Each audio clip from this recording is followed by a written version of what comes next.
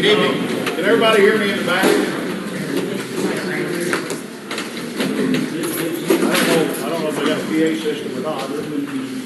I'll try to talk loud. We'll ask if anybody has any questions. If you talk loud also, we might be able to communicate here in this big room. My name's Dave Brown, County Commissioner over in the 3rd District. It's been a week. Lots happened, lots going on, and right now we're in the process of getting all this cleaned up and get a rebuilding going. So we've got a lot of people here this evening that'll be able to answer a lot of questions that I know you folks have. It's been a tragic week, but it's also been a week that I was really impressed by seeing the number of neighbors helping neighbors and the volunteer work that's been going on. So it's really been a blessing. I want to touch just a little bit on the county highway department. I don't think Gerald's here, so I'll speak for him. County highway crew, we have dedicated all 3 district trucks over to this area to help on the cleanup. Hopefully that's working okay. Apparently it is. They got 80-some loads hauled today, so if this keeps up, we can keep going. The county won't be working this weekend, but when your volunteers come in, if you stack the greenery, we're still burning, so just stack the greenery out to the front and we'll pick it up. You won't have to worry about that. Once we get all the greenery done, then what we'll do is concentrate on the next step, which will probably be just the what do you call it, Debbie? Construction material. In other words, the junk. We'll pile it up, and all you got to do will be pile it, and the county trucks will still be available. We're still going to keep sending them down here, and they'll come in through the week and pick it up. So any work you do on weekends, we'll pick it up the following week. So you pile it up, we'll pick it up. The question was asked, can we go to the dump? Yeah, you can, but we would really, it'd be nice if you'd let us get it for you, the county trucks.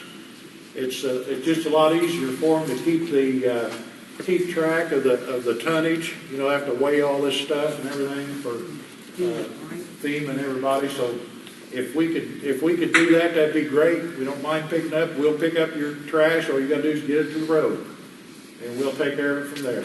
And we'll keep the trucks down until it's all done. Okay? We want to help you folks out the best we can, and so we want to work as hard as we can, get it done, so you folks get back to rebuilding. We have a number of people with us tonight.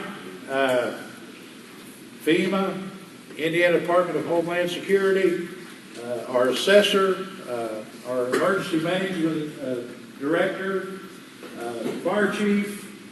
We have natural resources. Teresa, help me with yours. Farm Service Agency. What? Farm Service Agency. Farm Service Agency. We had a meeting this afternoon on Blue River. A lot of the debris had went into Blue River, and we're working on getting a contract to get all that cleaned up for you. Teresa will be explaining that to you. I've already forgot your name. Sandra. And I'm not going to try her last name. I think it's Topolsky. Did I get it? Did I? Good. Sandra is from Goodwill, and she's going to explain to you a little bit about the vouchers, the voucher system they have. And I guess you got a lot of clothes and stuff. Oh, yes. Okay. So I'm going to start all the way down on the end. If you'd stand, I think we're going to have to stand on any questions, okay? And then voice it out. Is everybody hearing me okay in the back? All right. So you got to talk this loud. Okay? So if you stand, give your name, what agency you're with, and we'll come on down the line, and then we're going to turn it over to County Assessor first. Okay? Hello, my name is John Frederick. I'm with the Small Business Administration Office of Disaster Assistance. Good evening. I'm Greg Eaton with the Federal Emergency Management Agency, and I'm the Federal Coordinating Officer. Good evening, ladies and gentlemen. My name is Arvin Copeland. I'm the Director of Response and Recovery for the Indiana Department of Homeland Security. Sandra Kartopolsky, I'm with Goodwill of Southern Indiana. We're providing vouchers to anyone in need of them. I'm Tracy Soliday with the Fire Service Agency. Rob Moll, Pierce Polk Volunteer Fire Department Fire Chief. Melissa Burton, Washington County Sheriff's Department Disaster Relief Center Coordinator. Desi Alexander, I'm with the Washington County Emergency Management and 911. Travis Elliott with the Washington County Building Department. My name is Jason Cockrell. I'm the Washington County Assessor. Michael Compton. I am the District 2 Incident Management and Commander for the district, and I'm working currently with IDHS to help mitigate some of the debris removal that you guys have seen on the streets with NDOT and some of the trucks. I'm Michael Pennington with the District 2 Task Force Team, currently as the Liaison Officer on our Incident Management Team. Good evening. My name is Jaron Killian. I'm the Public Information Officer for the District 2 Incident Management Team. Thank you. All right, I'm going to go ahead down the agenda then. Does anyone have any questions about the County Highway Department?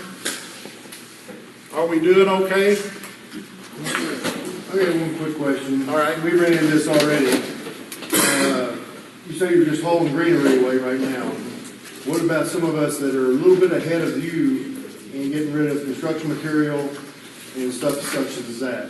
Okay. Because I've burned all my greenery, so I don't need any of that. I just need to get rid of rubble. After this meeting, if you'll give me your name and address of what lane you're on, what road you're on, I'll pinpoint that to our superintendent, and then we'll just send a truck there, and then we'll send it to the dump. We'll pick it up for you. Okay. How'd that be? That'd be good. Thanks. Okay. Dave, something that I want to address is the apartments, their dumpster that they have for the metal.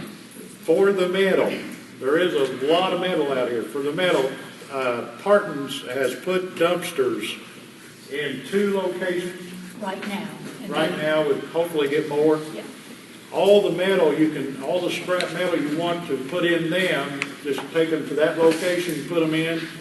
Brad is taking that metal and selling it, and all the proceeds are coming back to The Washington County Disaster Relief. disaster fund. So all the money's coming right back. So if you want to, and hopefully we'll get more.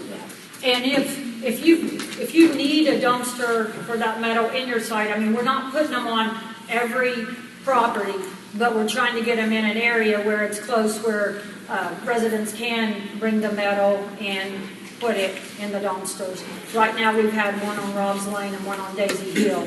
So if you do have an area where you need this at, if you would let Commissioner Brown know, or after the meeting, see one of us so we can get a location for that, then we'll see if we can get one in that area for you. Any other questions on the county highway end of it? We live 1,000 feet off of Curtis Road. So we have a lot of debris down our lane. We had to cut to get through. Are you all going to pick that up? Going through there? What do we do there? We've been having volunteers bring it out to the road. Mm-hmm. You got a gravel lane? Yes, sir. That goes back? Yes.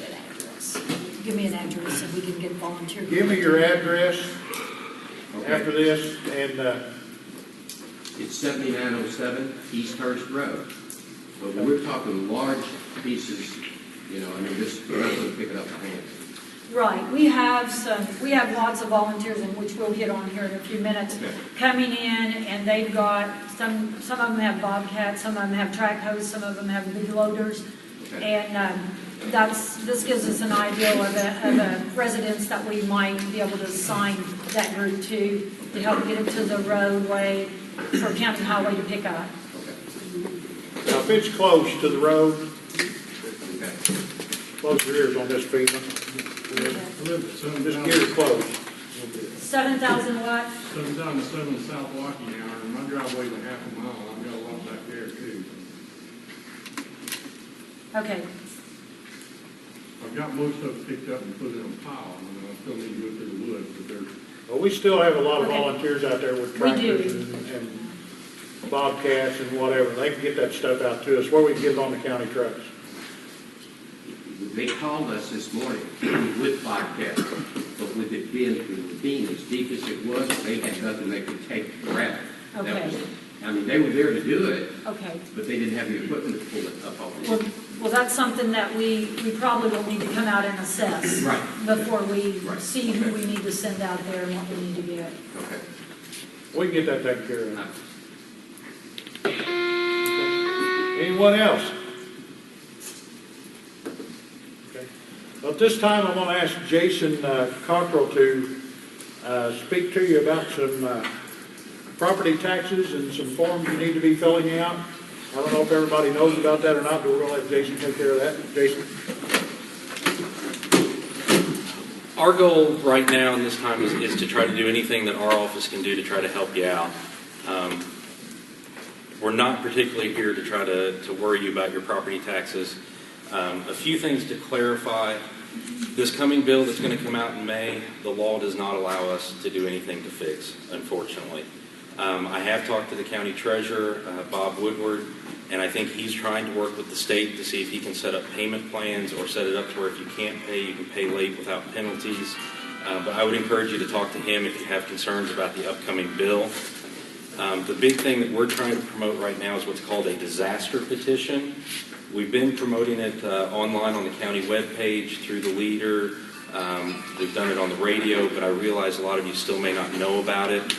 What the disaster petition does is it actually allows us, if you can file it, it will come out, reassess, determine what % was damaged or gone, and try to get you a break on your 2013 bill.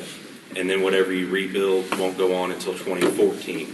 So you will get a year of relief, provided that you file the form, and we can get out there and get it reassessed.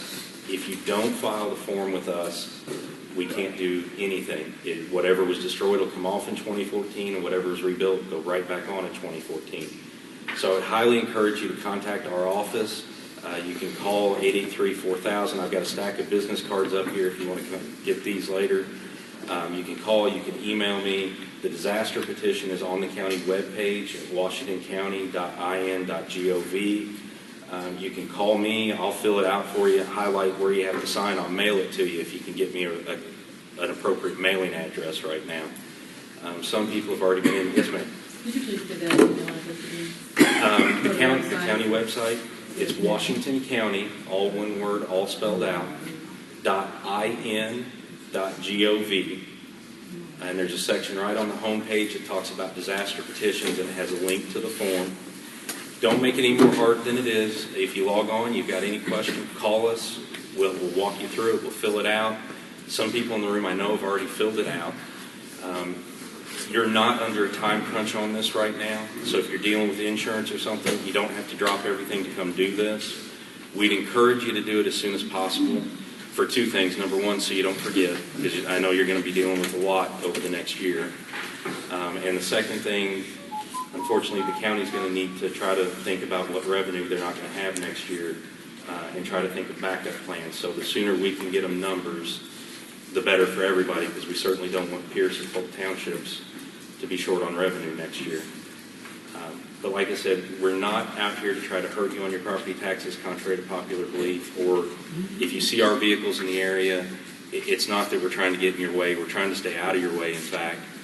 But we do want to try to help you out. If you see any friends or neighbors that were affected, sometimes word of mouth goes faster than anything else. Please tell them.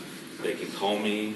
Don't worry about remembering the website. If you can't, tell them to call our office. We'll do everything we can to try to help you out. We also just had planes in the air this last weekend from the aerial photography company we use, reflying the disaster area so that we can try to compare the photos we just did in November to the brand new ones after the tornado. We're trying to get word out to as many people as we can. Unfortunately, right now, we can't go through the list and just mail everybody a copy of the form because we don't know if they have mailboxes.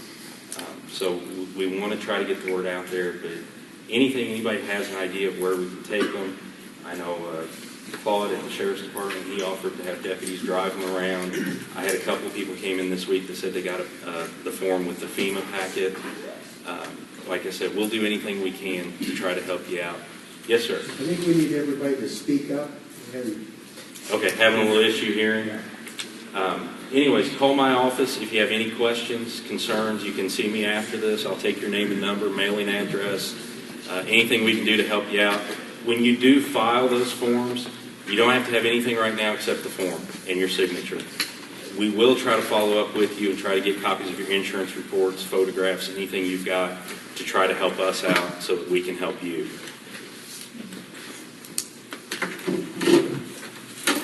Okay, anyone have any other questions for Jason? I do. FEMA's bringing us in a mobile home. Our house is still standing, basically, but everything's shifted, so it's unsafe. But will we be taxed for both properties while the other house is still standing? You're not going to be taxed on what FEMA brings you in. Okay. Well, and with your house being shifted, several people have that problem right now. Obviously, you're probably not going to be able to save it. It's going to be 100%. Oh, it's already been said we can't live in it. It's going to be 100% gone. But in that instance especially, that's one of the reasons why it's good to get us the insurance report. Because if we drive by and it looks like it's there, or we go walk around, if we can't tell, a lot of the structural issues we may not be able to tell without an insurance report. Okay. Did you just say that FEMA brought you a trailer, ma'am? They're getting ready to. That's what my insurance company got set up. We can talk after, ma'am. I'd like to get some more information. Okay. We have another question. Would it help if a school came up and picked up some of these packets that you're referring to and have them right here? If the school doesn't mind, we'll deliver them to you. Bring them down. Bring them to my office. Okay. Get with me after, and I'll get your information and everything. Yeah, absolutely. Anywhere that you know that people are centralized where they're going, let us know, and we'll try to get packets there. Sure.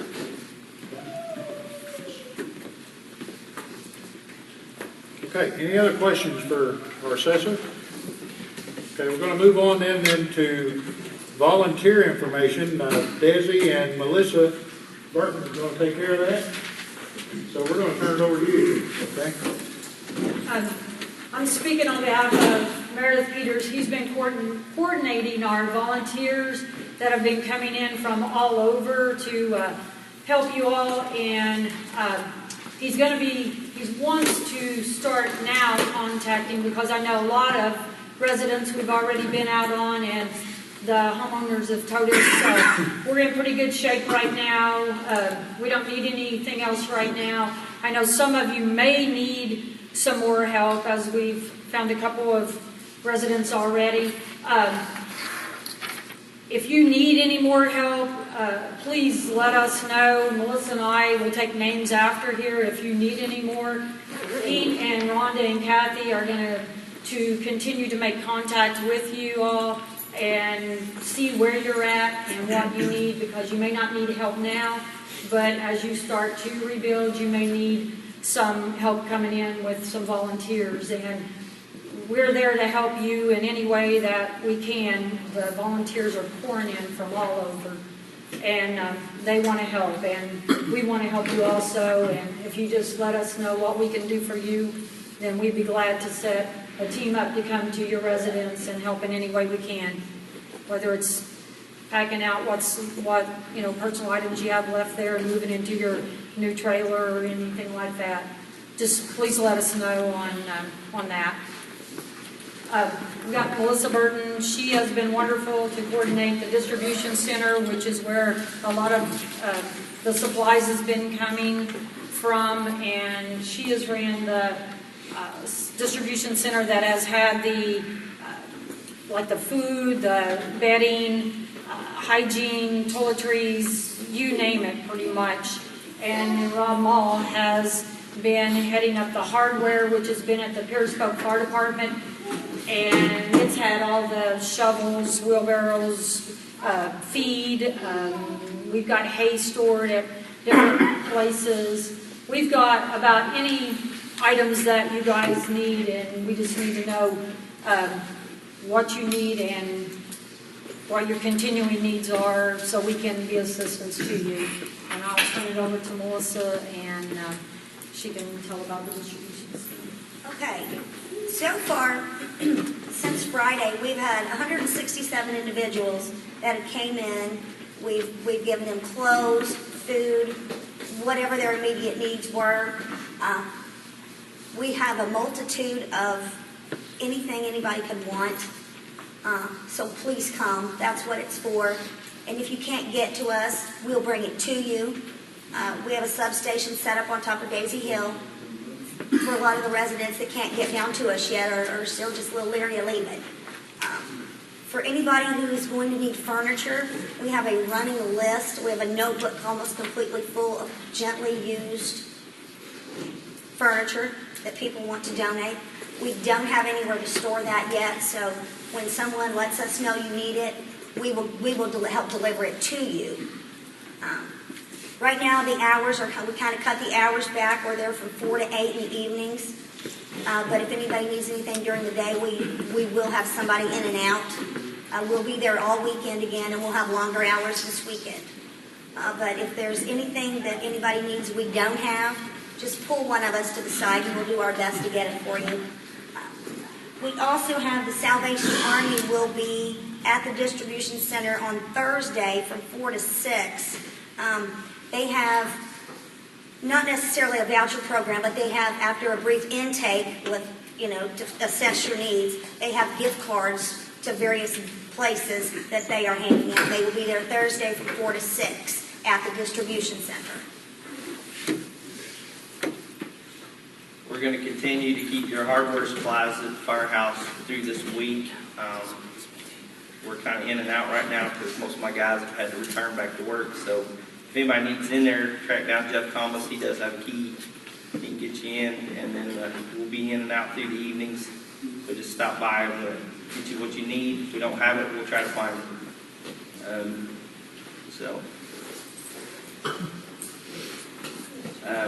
Anybody got any questions as far as the fire department? Our long-term goal for this distribution center and the hardware is because we know at this point some of you all don't have a residence right now to put these items in.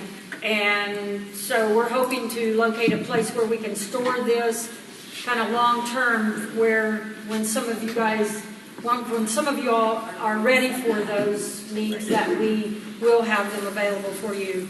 So we are going to continue to hold, because we do have donations that are being held right now, because we know that we're maxed out right now on our space, and we know that you guys will be needing some of these items on down the road. So we are not forgetting about you here in a week or two and closing the shop up and saying that's all.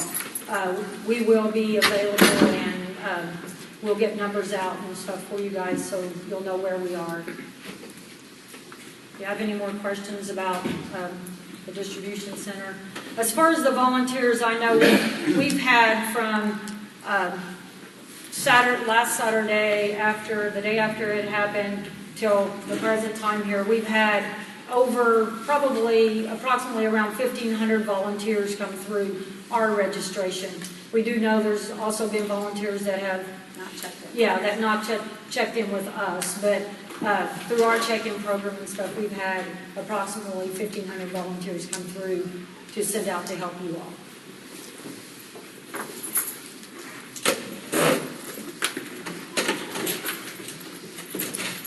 I think we got a microphone.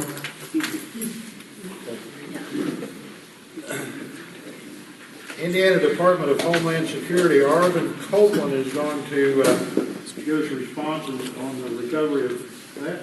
Okay? I think it works. Good evening, ladies and gentlemen. It's working? As mentioned earlier, my name is Arvin Copeland. I'm the Director of Response and Recovery for the Indiana Department of Homeland Security. I'm here standing in this evening for Executive Director Joe Wainscott. Joe and I both work for the governor and represent the governor. And I must say that the governor's message was certainly clear to Joe and myself. That is to do anything and everything you can for the folks down in southern Indiana who was affected by the tornadoes. And by the way, do it as fast as you can. And that's what we've been trying to do. Last week, we did the damage assessments on the homes in order to expedite a major presidential declaration for individual assistance so we can make funding available to help the residents out who have lost their homes. I know that there's over 40 homes in Washington County that have been destroyed and need to be rebuilt. This has made funding available to help those residents out. This week, starting today, our staff, my staff, Greg's staff, has started doing damage assessments on the public assistance side in an effort to get another presidential declaration to make funding available for public assistance, to pay for all this debris that's being removed, to pay for any road, bridge, building damage that's occurred. They should complete that damage assessment by tomorrow. We should have another letter to the President of the United States by the end of the week requesting for another presidential declaration to help pay for all of those other items I just mentioned. So that's where we're at right now. We're fortunate to get the individual declaration, and that funding will be greatly appreciated, greatly needed here to help you all out. Let me tell you one more thing. Before you all showed up, Greg and I had a chat with Commissioner Brown. And from that dialogue, this is what I learned. I truly believe that Commissioner Brown and your emergency management staff is making great decisions in order to be good stewards with your tax dollars. They're using forced labor. They're using volunteer labor.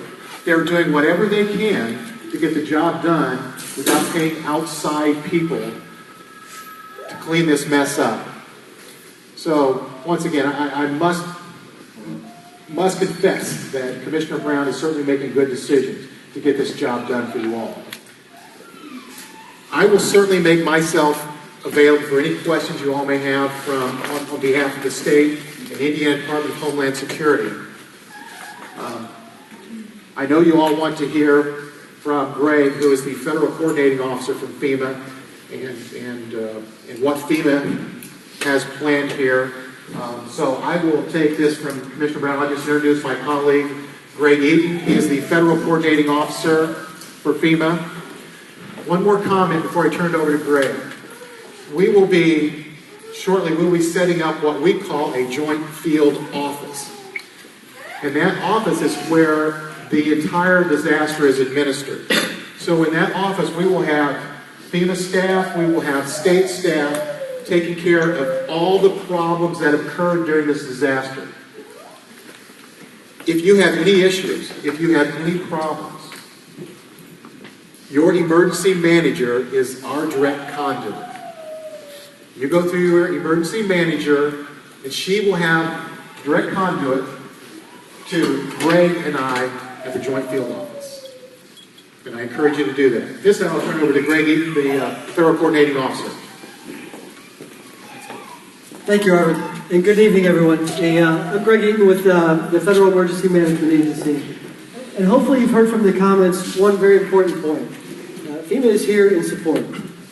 We're in support of the state. The state is in support of the commissioner and the county leadership. And we're here to help.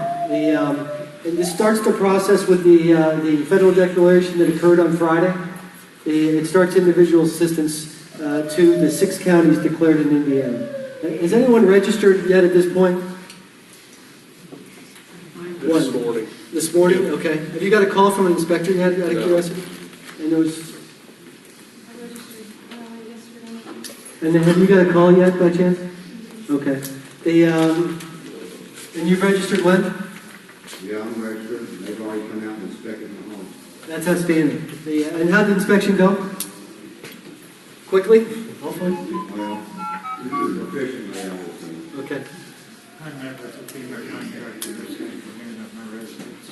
The FEMA inspector, okay. Right now, so far in the 6 counties, we've got about 508 folks that have registered. We have inspectors in the field. You should get a call. Usually we like to keep it within 3 days. The inspector comes out to visit you. But to start that process, you have to register. There's really only 3 ways to register. You can call the 800 number, which is 800-621-FEMA. You can go online at www.disasterassistance.gov, or you can reach that same website through the www.fema.gov website. Or on a smartphone, on your mobile phone, you can get to that same website via m.fema.gov. That's the only way to register. There's people out there that will tell you it costs money and they'll help you to register. That's not true. It doesn't cost any money to register. On the phone, it's about a 20-minute process. The less information as you get to an operator. Once you get to the operator, it's about a 20-minute process. Online, it probably takes about that long as well. And they're going to ask about 8 questions. They need 8 pieces of information. Let's see who you are, how to get hold of you, phone number, your address and your damaged dwelling, and where you are now, insurance information, gross family household income, and your electronic funds transfer information. Because again, it's an electronic, you're not going to receive a check, you're going to receive an electronic payment. After you register, you'll get an application number.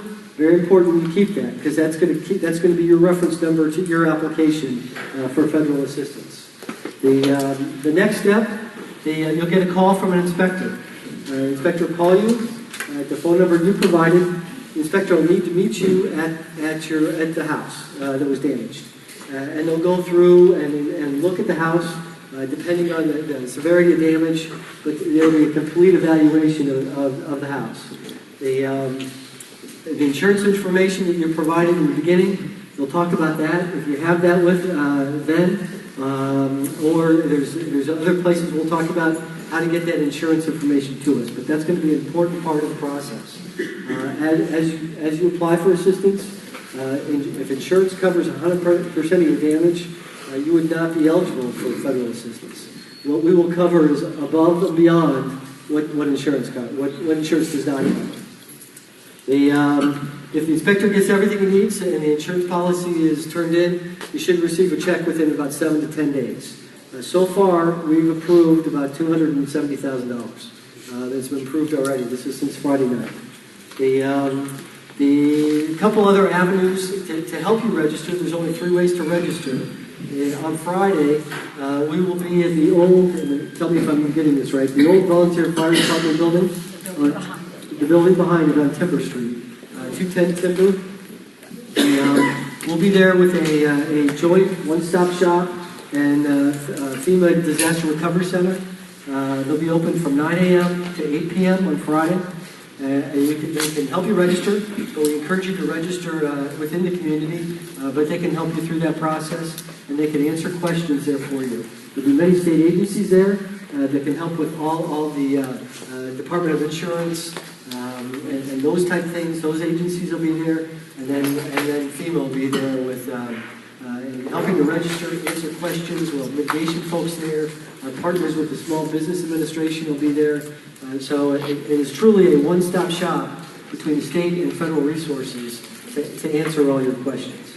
There's also one of those in Sellersville that's a more permanent site, and obviously Sellersburg. I'm sorry. We were just there. I didn't know that. In Sellersburg. He's from Chicago. You got to forgive me. That site is a permanent site, and it's open from 8 in the morning until 8 at night, and that'll be open for the foreseeable future, as long as we're helping people. As you apply, it'll briefly describe some of the damage to your home. The inspector's obviously going to look at that. For our programs, there's a couple different steps that would be available to you. The first is housing assistance. So this is our household assistance. This is going to be to repair your home, to replace your home, rental assistance, those type things. This year, it changes the max grant The most individual assistance help you can get from the federal government in this program is $31,400. And so once you've achieved that the eligible damage to reach that $31,400, that will be the max you can get. In looking at housing assistance and those type things, you'll receive a application from the Small Business Administration. I encourage you to fill that application out and return it, and that will be a low interest rate loan. And John Frederick is going to talk about that in just a second. I encourage you to submit that application, and there's monies available in a loan through that process. If you are not eligible for a loan, there is other assistance that you could get through FEMA in other needs assistance. That would be for transportation and personal property and those type of things. I have a bunch of folks in the back. You raise your hand. They can help with individual questions, and myself as well, to talk about your individual questions and your individual case, and they're here to help in that regard as well. A couple of things on security. When you register, obviously one thing I failed to mention, but one thing we'll be looking for is your Social Security number. That's to verify who you are. The only time you will ever give your Social Security number or your electronic funds information or any other personal information is something you initiate. We will never ask for that. It's going to be a phone call you made or visiting the website that you visited. There's not going to be anybody come to your house and ask for any of that information. When the inspector comes, he will have scheduled an appointment. We will have called, scheduled an appointment. The inspector's not going to just show up at your house. The inspector's going to have a badge to identify themselves. The contractors, as far as FEMA-approved contractors, there's no such thing. We don't approve anybody. So if somebody comes to your door and says we're FEMA-approved, that's not true. That would be not our job. That's completely out of our lane. Again, we're here in support of the state and in support of the county leadership. So your security is very important to us. And so I want to emphasize that point, is the inspector's going to show up in a scheduled time with an ID card. He's not going to ask, she's not going to ask any personal information, whatever. Again, that's some type of contact that you have initiated. I think I covered everything. Is there any questions for me? And then I'll hand it over to John Frederick to talk about the SBA process. Yes, ma'am.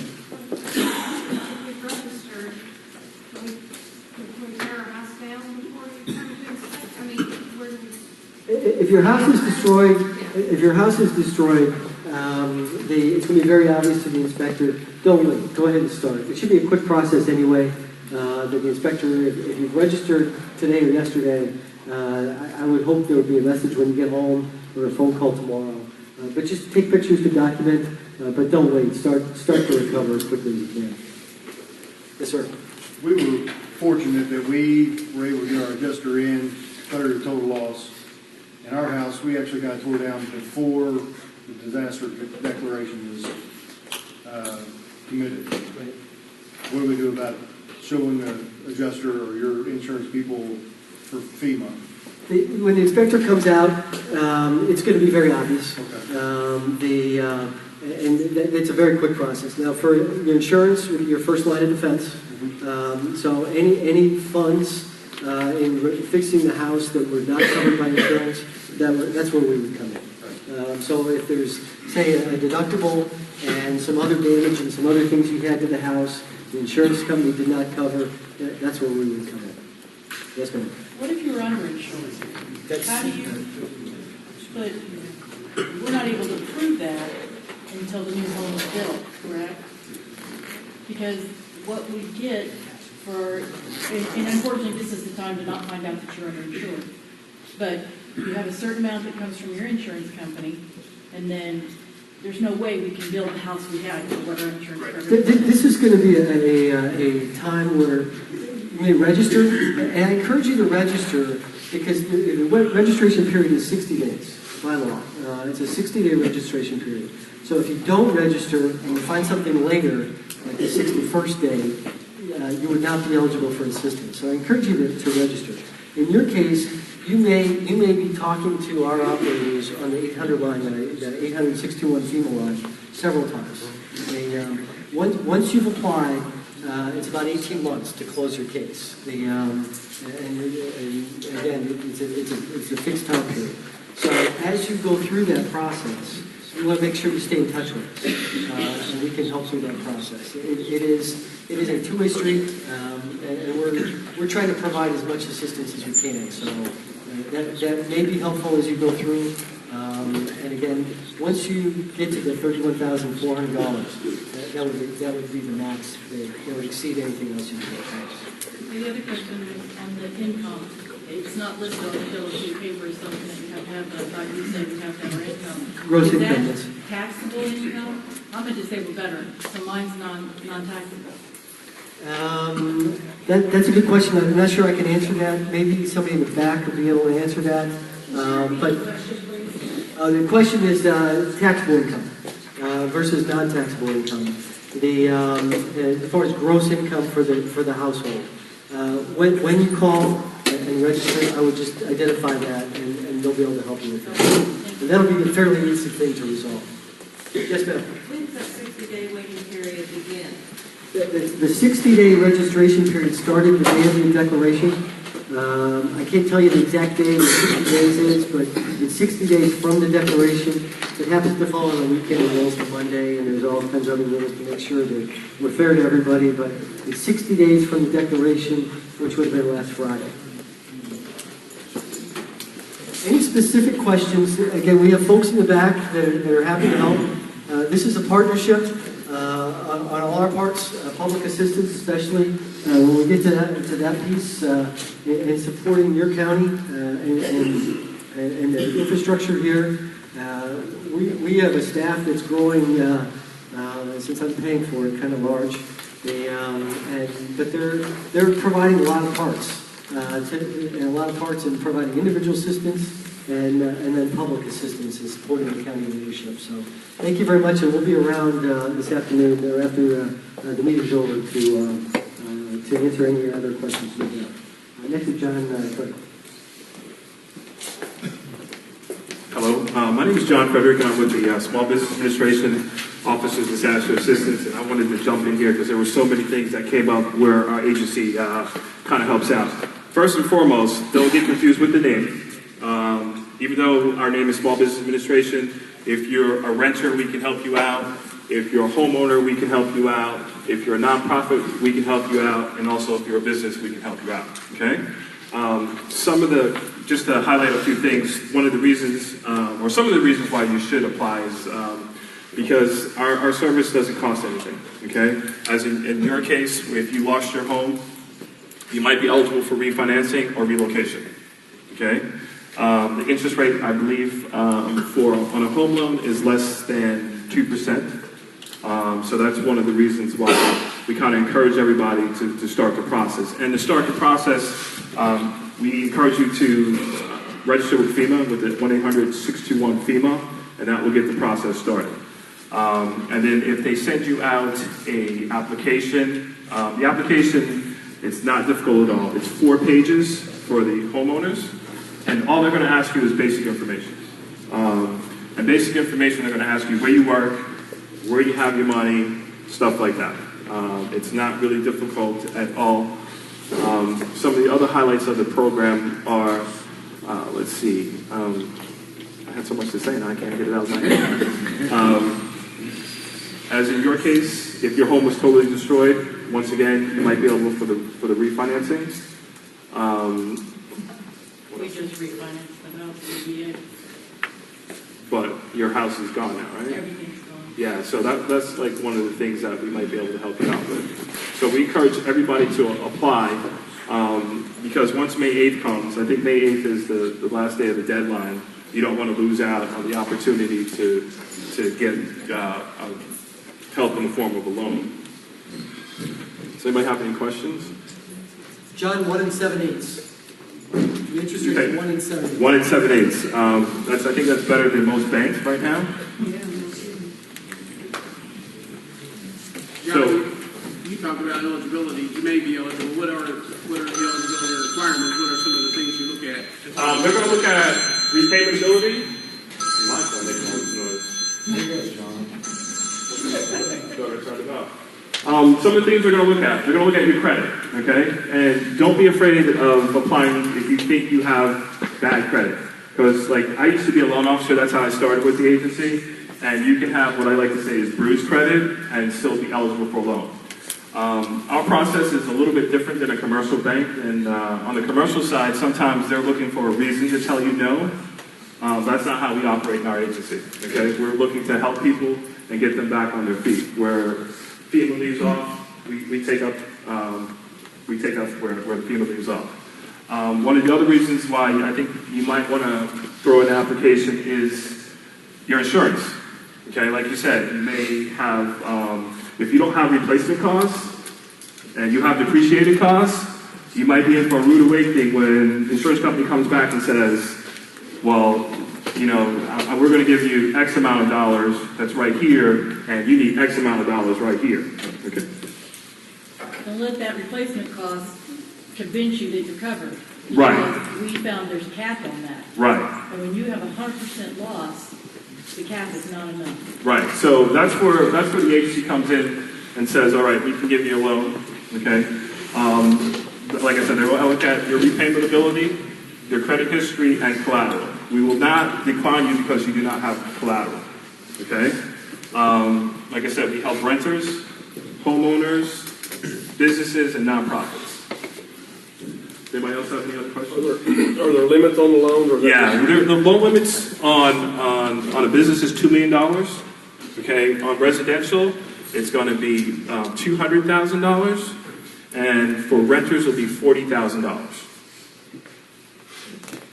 So, like I said, it's going to take you a few minutes, 15, 20 minutes to get the application and fill it out and turn it back in. Like I said, there's a lot of people that wait, and then the deadline passes, and then it's obviously too late to get any kind of help.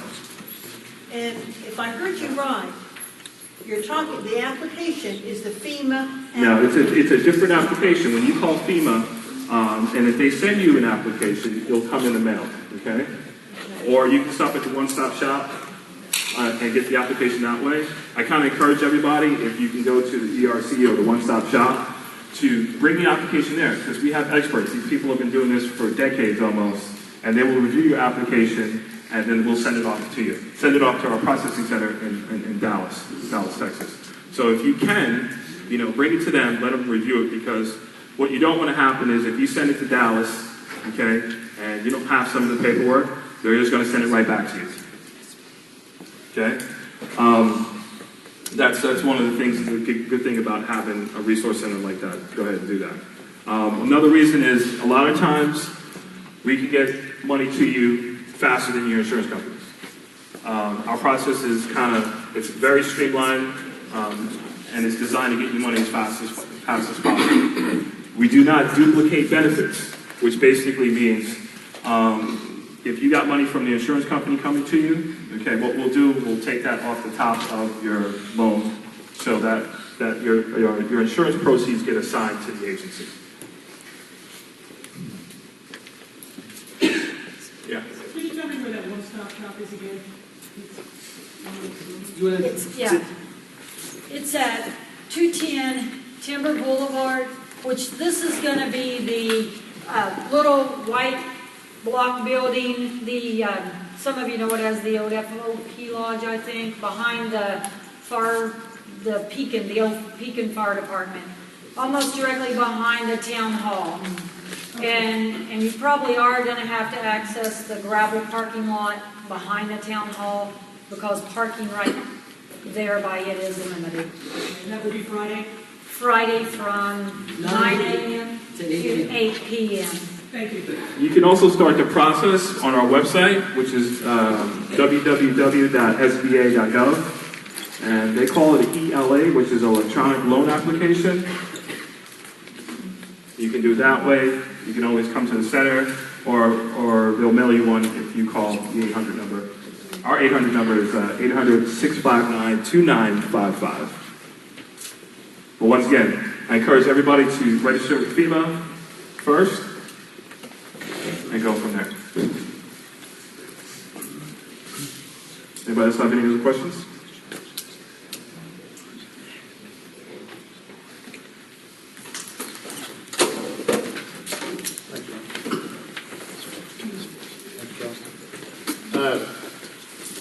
I had a meeting this afternoon with the Soil and Water Conservation Department, and Tracy Soliday, who's County Executive Director, has come to explain what happened over there this afternoon and where you at, Tracy? She's coming around. You know, we don't really think, you know, we see the homes and the trees in the yards and everything, but there's a lot of trees that fell over into Blue River and another creek, and we don't think too much about it, but when the floods come and those things wash in and wash out bridges, then we start thinking about it. So this is something, a piece of good news that was a quick turnaround for us. So I'll let. Okay. I'm going to bring Ruth Hackman up here. Ruth and I both work for the Department of Agriculture, and Ruth is who Dave met with, and she handles the Emergency Watershed Program for the Natural Resources Conservation Service. And that was what Dave was referencing. We had technicians on the ground Monday afternoon, Monday all day yesterday, assessing the Blue River and Dutch Creek watershed. We started west of 135 on Dutch Creek, and we followed Blue River all the way from 135 to 335.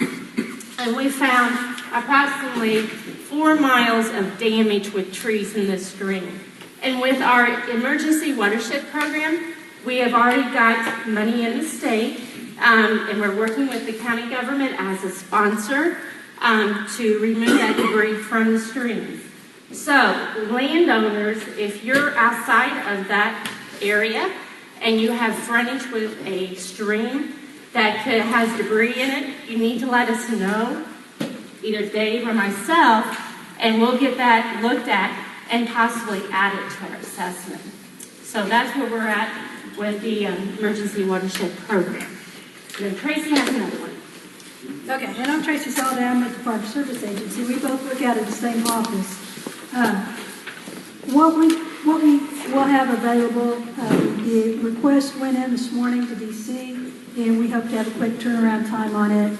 But we have the Emergency Conservation Program, and these are more directed strictly at the farmland acres on your farms. What we are going to have practices for will be debris removal and also for restoring permanent fencing. So we know there's a lot of fencing out there. We know there's a lot of debris on the ag land out there, and to get it back into productive purposes is what that program fits. We've also requested funding for the Emergency Forestry Restoration Program, and that's just like what it sounds like, to help get some of the debris removed out of the trees that are the forest areas that are down on your farms, classified forest, that just forest land may not even be in classified forest. Get the debris out of there so that it can either naturally regenerate or, if necessary, will actually pay for some tree planting. So we're going to have those kinds of practices available. Our agency also has some low-interest loans available for farmland and to get things cleaned up on farmland, to purchase the equipment if your equipment was destroyed, rebuild barns, grain bins, that sort of thing. So there are several options there. Our office is located at Anson Street in Salem, and we will try to have a presence at the FEMA One-Stop Shop as well if they've got room for us. Did I leave anything out, Ruth? Any questions? What is the number that they report for the watershed program if there are trees in the streams? Can you give the number? 883-3006. And you can push extension 3 for the streams. Now for the fields and the cropland and the woodland, it'll be extension 2. But we can get you wherever you need to go, just whatever number you punch, we get you there. Other questions?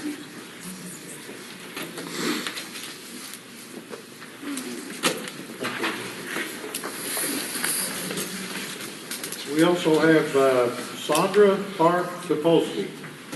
Did I do that right? You sure did. She's a Goodwill Service Coordinator.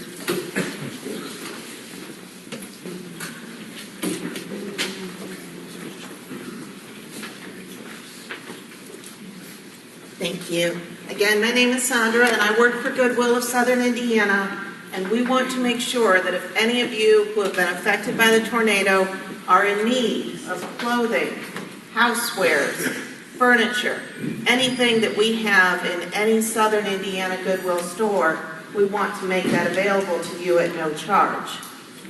We are seeing a ton of donations coming in for everyone who has been victimized by the tornado. We want everyone to know Goodwill is not profiting in any way from those tornado donations. If someone brings us a bag of clothing, we're taking the full value of that bag of clothing and turning it into a voucher to be provided to anybody who's in need of that assistance. Where do you get these vouchers? From the Red Cross and the Salvation Army. Goodwill of Southern Indiana is not a year-round disaster recovery agency. We serve people with disabilities.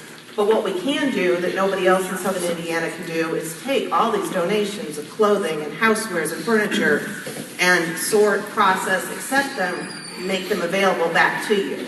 So that's why we're asking you to go to the Salvation Army or to the Red Cross to obtain the voucher. There's no limit on the amount of assistance through this voucher program, whether you need a new wardrobe, whether you need all new furniture. We're not putting any monetary limit on there. We've already provided $16,000 worth of vouchers to the Red Cross and Salvation Army. That's just the beginning. We've told them we will continue giving vouchers until all the need is met. So if you're in need of assistance, you can get the voucher from them. It's good for a full year. We know you don't have places necessarily right now to be able to put these items. But when you rebuild your home, if you need furniture, if you need housewares, you can use the voucher at that time. If you need a jacket today, you can come in and use that voucher today. But all of the Red Cross and Salvation Army representatives have those vouchers available to them. You can get them. You can come into any Goodwill Southern Indiana store and get anything in our store that you need. If you know of people who still wish to donate things like household goods and clothing, most of the churches that have been accepting those kind of things are kind of overwhelmed at the moment. They can bring those donations to us, tell us it's for tornado relief. We will provide all of that back in vouchers. So helping out the people who want to help you and helping you as well. Any questions about the voucher process? Yes, sir. We already received a few of those vouchers, but there was I guess you're having to decide how much to give you based on your income and stuff. But you're saying if we need more, just go back to Salvation Army and tell them we need more to get whatever product we're after? Absolutely, because we're not setting any kind of limit. We're not telling them they should give $50 or $500. We're just saying, let us know what you need. We'll make the vouchers available. So let them know what your needs are, and they'll make that available to you. Yes, sir. If somebody has donations to make two, you take it to the Salem? They can take them to the Salem store. They can take them to any Goodwill of Southern Indiana. So any of the Clark, Floyd, Harrison, Washington, Scott County stores, all of those stores are set up. You tell them I'm donating to the tornado victims. They will take it and credit it towards these vouchers. If you have like an entire church full of donations or a semi-tractor of donations, please call us first. The Salem store probably can't handle that kind of volume. Our Clarksville warehouse can. If you want, I will give you my card. You can call me directly if you need a pickup set up.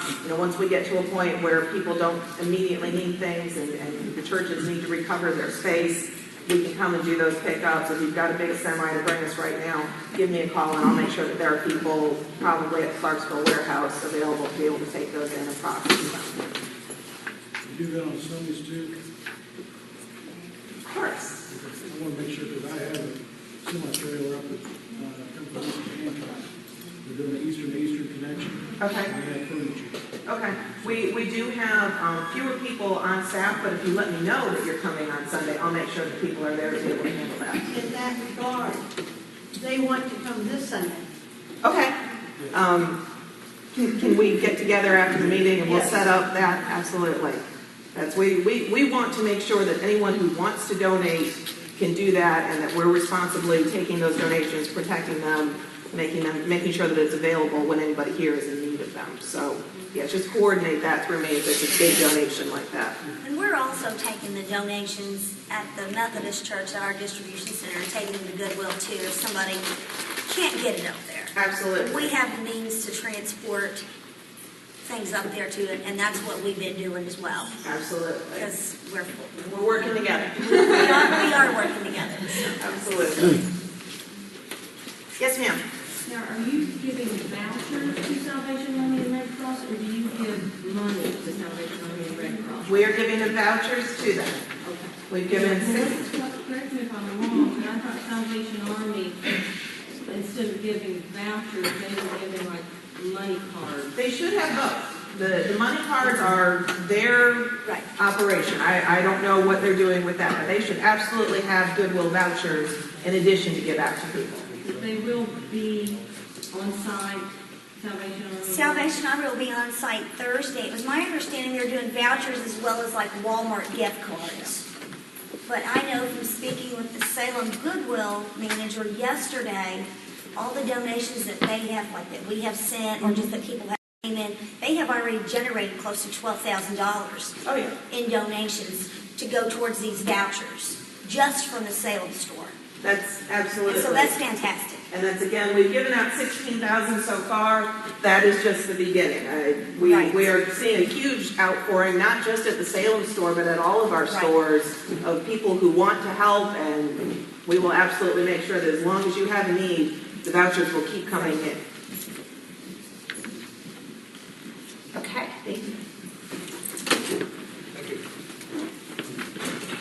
Jared, I think you got something to say.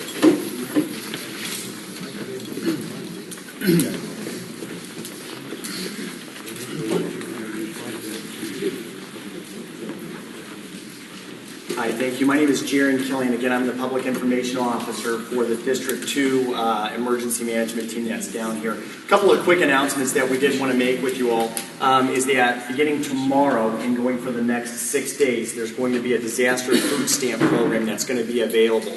That disaster food stamp program can be signed up for at the Sellersburg one-stop shop that's located in the Ivy Tech campus. And then again on Friday up here at the behind the old fire station, it sounds like, where you guys can sign up for assistance on that one day only for that 6-day period of time.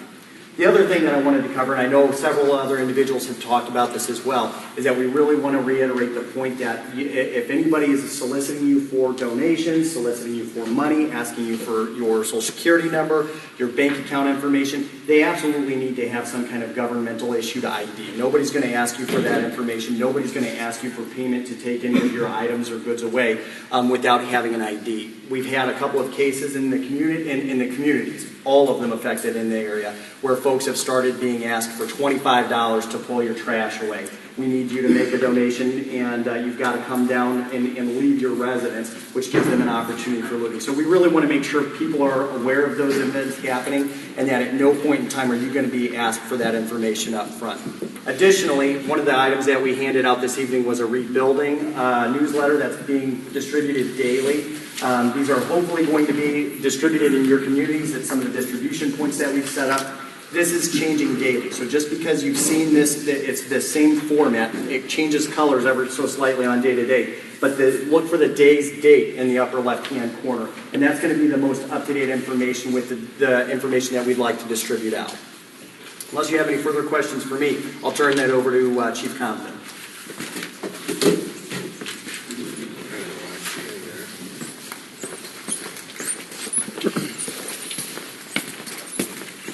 Good evening. First and foremost, I'd like to express District 2. We're from the northern part of Indiana, about as far north as you can get. Elkhart, at least Elkhart, Granger, South Bend area is where most of our incident management team is located. It's basically made up of 7 counties, and our sympathies go out to the Babcock and Bruff family and all of you who have gone through this tragedy. Our job when we come into these events is to try to help mitigate some of the needs that you need. We all need help at some point in time. We've been told by numerous residents, "Oh, we're okay, we don't need any help." Well, we all do need help at some point in time. I don't know if it's going to be enough to rebuild your house. I know I would be devastated if I lost mine. But the most important things in life aren't things. You two sitting here are the most important things to each other. And those are the things that this community is going to come back. It may not be as fast as you'd like, I know that we come in and we try to help you get back on your feet as quickly as possible. We came in with the NDOT trucks and we helped to do the brush removal so that the main highways would be open and that we could get those loads of debris to the air curtain that is burning all the debris. We come in and we try to get out and get FEMA started as quickly as possible. We're blessed that the President has given you guys an IA for individual assistance, and we're hoping that the FEMA folks go out there and they find that your community is entitled to a public assistance so that your governments can get enough funding so that they can help rebuild. You guys have a great group of individuals. Desi Alexander is a fantastic EMA. She's done great work in the last couple of days. I should say in the last 12 days since the incident. Your commissioners have done a good job. Mr. Brown, Mr. Mishler are the only two that I've met, but I know that there are several others that are involved with that. When you need something, sometimes we have to reach out to our neighbors. I know that you guys are a close community. I know that we're close in our area. We're glad that we were able to come down here and assist in some way. That's what we do as far as emergency responders. I'm a fire chief in the city of Elkhart. It's a long ways, but we have a brotherhood with the communities here. I've got 10 firefighters that are currently staying with the Borden Fire Department. They have treated them fantastic. They've been just with open arms, laughing and giggling, which I know it's not really a time to laugh and giggle, but there are times that you guys will look back on this. I was fortunate. I took a picture of a family of 5 that was up in the Henrysville area. Their 12-year-old son said, "Dad, we need to go next door and get in the basement. We need to go next door and get in the basement." He said, "I think we're going to be okay." He says, "No, Dad, we need to go get next door in the basement." And the family, Dad says, "Okay, let's go next door." The next door neighbors, their best friends. They went and the kids all went down to the basement, and the 2 adult fathers were watching it, and all of a sudden, all hell broke loose. I asked him, "Did it sound like a freight train?" He says, "Well, it started out and it sounded like a large truck. Then it sounded like a freight train. Then it sounded like the wrath of God." He says, "Went to the basement, our ears started popping. Their house was completely destroyed. They all were safe in the basement of their next door neighbor's house, but their house was destroyed. I took a picture of the family and I told them I'd send you that picture in a year or two. When you rebuild, you'll never know that picture's coming." These are some of the things that we try to do for the community when we come to these areas, because we don't understand completely because we have not gone through it. We're here to try to help you. FEMA's here to try to help you. Goodwill's here to help you. So don't be afraid to reach out. That's why they're here. If you have anything you need, I know I got a phone call today in order to, there was 3 houses in Fredericksburg that didn't receive some of the assistance, or they may not have gotten cleaned up yet. And we immediately tried to send some crews out there with volunteers in order to get those houses mitigated. Like I said, we reach out to you guys if we need help, and sometimes you got to depend on your neighbor. You guys are your community, and you're going to have to rebuild it. I know that FEMA and the other assistant agents are going to try to help you, and I'm telling you right now, it may not cover your house in whole. But if you don't fill out the paperwork and you don't go out and you do some of the legwork yourself, you will not be entitled to it, because in 60 days or 80 days when they leave, if you don't fill out the paperwork and you don't reach out to Goodwill, and our biggest fear is every time we leave the disaster is that you feel like you've been forgotten. I know Henryville got all the publicity. It's because of the sheer populace. They were more popular. I guarantee you if this tornado had gone down 65 and hit Louisville, Henryville would not have been a spot on the map. And it's based on populace, not based on the devastation. I went up to Marysville, and their community is flat. And they don't know what they're going to do. Mount Moriah, some of those areas that have been hit incredibly hard. Your community's been hit hard. You lost 5 family members in your community. Like I said, reach out to your families and your brothers and your sisters in your community, and you will bounce back. If you need something from the incident management team, we are working out of the Henryville Fire Department. It is they've opened their arms to us. We've taken over their firehouses. And if you don't ask, we don't know that you need it. Reach out to Desi Alexander, and she's going to try her best to make sure your needs are taken care of. I have a feeling that your debris is going to get moved out of your 1-mile driveway in relatively quick fashion if it's up to Mr. Brown. He is a go-getter type attitude. He wasn't sure he wanted the help. At the same time, I think that he agreed that it was a good move. You guys have done a fantastic job already. You have a long ways to go, but you will rebuild and you will come back. And our sympathies go to you guys in that aspect, but it's up to you to help build your community.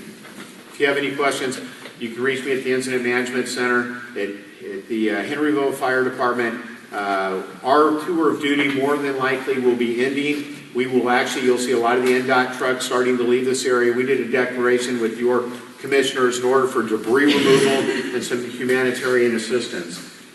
Most of the debris I don't want to say most of it, a lot of the debris or most of the large debris has been removed. I know that we got 80 trucks, and I think that as I drove the roads today, I was pretty impressed with what I saw. You guys aren't finished. There's no doubt about it. At the same time, I'm proud of what our crews have done and proud of your community and this work I've seen in the last week.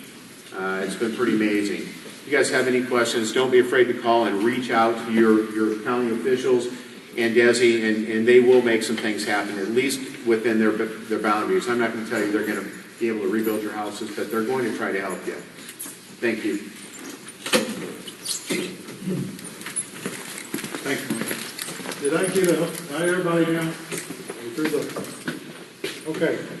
I think all these folks are going to stick around for a little bit, so if anyone has any questions or you want to talk to somebody afterwards, feel free to do so. Any other questions? Do we have any questions for anybody up here? I don't have a question, but I just want to say I actually have no affiliation with anyone on an official basis. But I have been around the law enforcement and the fire department over these past several days, and they have been working so hard. It's amazing what kind of a community we have, people jumping in.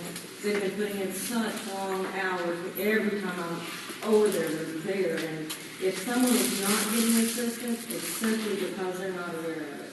Because they have done a tremendous job.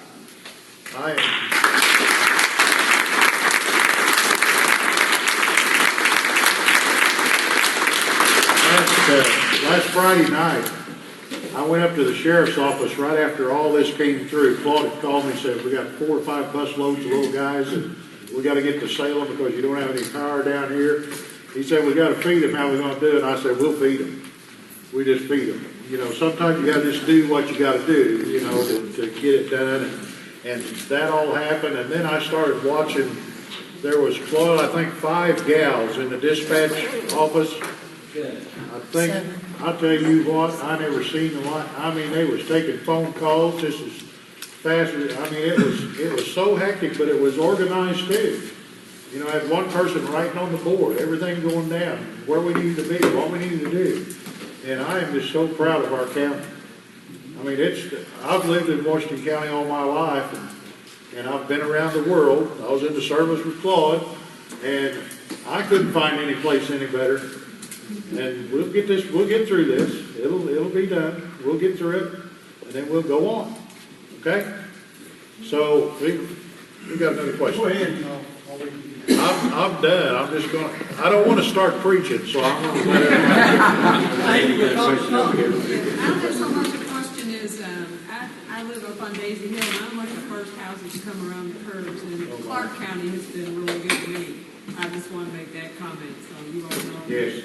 Really we got kind of an overlap right in that area. Well, Clark County on one side of the street and Washington on the other, and they're kind of caught like they're where I am, because if I got debris I want to get rid of, I'd take it across the street, Did you see some of our guys up there? Some of our firefighters from up north. We're flatlanders. You guys have some hills here. Yeah. Oh yeah. It's just up the hill. I've heard that a couple times. Like I was going to say, I hate to be stopped by cops. The other day, that's the first time I think the cops stopped me. I was in my driveway, and pulled out behind me and stopped me. Want to know who it was and where I lived. Yeah. Keep in check. That's twice I've been stopped. That's great. Keep in check. That's what we need to do. Folks, what Jaron was talking about too, be very, very careful with your social security numbers, your telephone numbers. And it's a sad situation when there's people out there that actually try to take advantage of people that went through this, but believe me, they're there. And we haven't contracted anybody. So if they say the county has contracted anybody, no. Okay? So don't go by that. Don't go by all this stuff. Check it out. Check it out. Got another one way in the back. I actually don't have a question, I have a comment. I am from HR Block in Clarksville, Indiana. My name is Sunday, and Lois and I are here to represent HR Block. So I hear a lot of you talk about how can I recoup my losses if my insurance company doesn't cover it, or if FEMA doesn't kick in, or if I don't qualify for some of the loans. If there's any brightness at the end of this tunnel as of this moment, the great thing is we've been declared a presidential disaster area. So what this means to a lot of you folks is you can amend this year's taxes. So if you know what your losses are, if you know you can't recoup all of that money, then you can amend taxes. We can get you money in your pocket faster versus having to wait till next year to file whatever losses you have on your taxes. So I will be more than happy to stick around, answer any questions that I possibly can.